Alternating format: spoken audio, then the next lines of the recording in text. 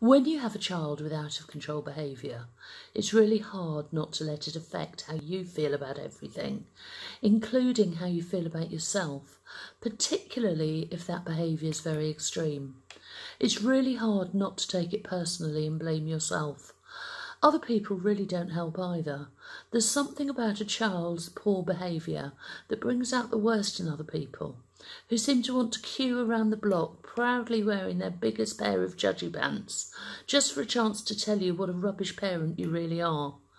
It's almost impossible not to internalise it, and then our own internal little critical voice picks up on that theme, and then we give ourselves an even harder time reinforcing all those painful feelings of shame, blame, judgment and humiliation. And all this, of course, is happening while our own child's behaviour has become extremely distressing and frightening. We also feel like we must be the worst parent alive and that we're failing all our children.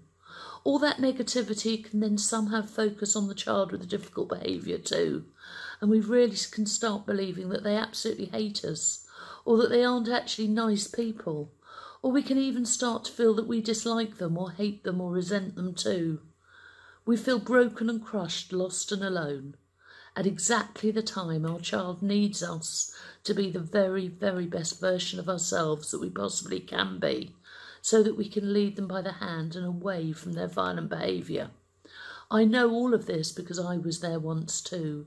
I honestly thought that I was a hopeless, useless parent who was letting all three of my children down terribly. And then I stumbled upon some little-known research which looked at the incidence of violence in children and adults with autism or a learning disability, and it indicated that somewhere between 1/4 and 1/2 of this group of people in the study was or had been physically violent at some stage. For all those years I'd been thinking it was my fault, and I suddenly knew that it never was, and equally importantly, it had never been my son Toby's fault either. When such a large proportion of children and adults in this cohort are displaying violent behaviour, it can't just be down to the mum and dad's parenting skills each time. When difficult behaviours are this widespread, why does everyone make us believe that it's our fault and that it's all down to us? I would love to see a time when every parent is informed at the point of diagnosis of the risks of violent behaviour developing, and then being given lots of workable strategies to lessen those risks. I want to see a time when parents like us are properly helped and appropriately supported, instead of being blamed and judged and made to feel that we are the problem. The day I discovered that research was the day I determined to change the landscape of how families like ours are treated. Please know right now, absolutely and deep in your heart, that whatever anyone else has ever made you feel, however much you've beaten yourself up to in those darker moments, that this is not, it never was, and it never will be your fault.